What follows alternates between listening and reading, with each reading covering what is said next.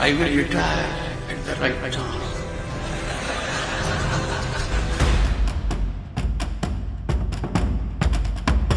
जगदीप धनखड यांचा उपराष्ट्रपती पदाचा राजीनामा राष्ट्रपती द्रौपदी मुर्मू यांनी मंजूर केलाय.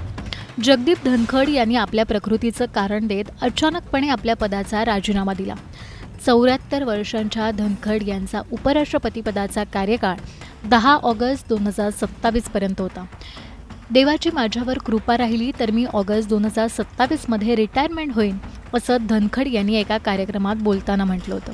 दरम्यान कार्यकाळ पूर्ण होण्याआधीच धनखड यांनी आपला राजीनामा राष्ट्रपतींकडे सुपूर्द केलाय. संसदेचं पावसाळी अधिवेशन सुरू असतानाच धनखड यांनी आपला राजीनामा दिलाय.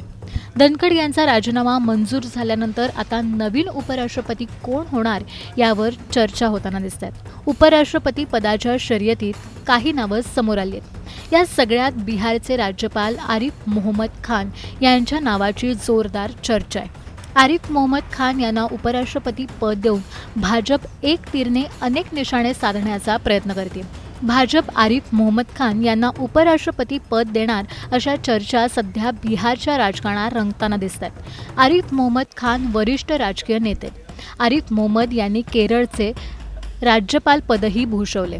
एक समंजस आणि समतोल साधणारं व्यक्तिमत्व म्हणून आरिफ मोहम्मद यांची प्रतिमा आहे. वादविवादापासून दूर राहणाऱ्या आरिफ मोहम्मद यांना एक प्रगतिशील मुस्लिम नेता म्हणून ओळखलं जातं. 3 तलाक, वक्फ विधेयकासारख्या इतर मुद्द्यांवरही आरिफ मोहम्मद खान यांनी मोदी सरकारचं खुलेपणाने समर्थन केलं. ही विधेयकं मुस्लिम समाजाच्या हिताची असल्याचं मतही आरिफ मोहम्मद यांनी व्यक्त केले. मुस्लिम समाजाचं प्रतिनिधित्व करणाऱ्या आरिफ मोहम्मद खान यांना उपराष्ट्रपती पद देऊन भाजप आपली प्रतिमा सर्वसमावेशक करण्याचा प्रयत्न करू शकते. आरिफ मोहम्मद यांचा प्रशासकीय अनुभव आणि राजकीय कारकीर्द भाजपला फायद्याची ठरू शकते. उपराष्ट्रपती पद हे एक घटनात्मक पद आहे, त्यामुळे त्या पदावर एखाद्या समतोल साधणाऱ्या आणि जबाबदारीचं भान असणाऱ्या नेत्याची गरज आहे. आरिफ मोहम्मद खान या पदासाठी योग्य उमेदवार असल्याचं मानलं जातंय. आरिफ मोहम्मद यांना उपराष्ट्रपती पद देऊन भाजप सर्वसमावेशक असल्याचा संदेश जनतेत देऊ शकते.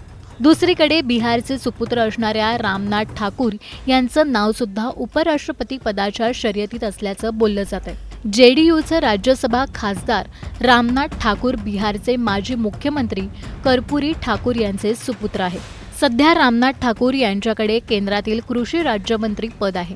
रामनाथ ठाकूर यांच्या नावाची चर्चा बिहारच्या राजकारणात केली जाते. यंदा बिहारमध्ये निवडणुका पार पडणार आहेत. त्या दृष्टीने सुद्धा रामनाथ ठाकूर यांच्या नावाची जोरदार चर्चा आहे. रामनाथ ठाकूर बिहारच्या समस्तीपूर जिल्ह्याचे रहिवासी असून कर्पूरी ठाकूर यांचे सुपुत्र ही त्यांची महत्त्वपूर्ण ओळख आहे. रामनाथ ठाकूर यांना केंद्र सरकारतर्फे भारतरत्न पुरस्काराने सन्मानित करण्यात आले. रामनाथ ठाकूर बिहार विधान परिषदेचेही सदस्य राहिले. कर्पूरी ठाकूर यांच्याप्रमाणेच तळागाळातील नेता म्हणूनही रामनाथ ठाकूर यांची ओळख आहे. भाजप आपल्या सरप्राईज फॅक्टरसाठी ओळखला जातो. या 2 नावांशिवाय भाजप नवीन चेहरा उपराष्ट्रपती पदासाठी देऊ शकते अशी शक्यता राजकीय वर्तुळात व्यक्त केली जाते. देशाचे नवे राष्ट्रपती कोण असतील? तुम्हाला काय वाटतं? आम्हाला कमेंट करून नक्की सांगा.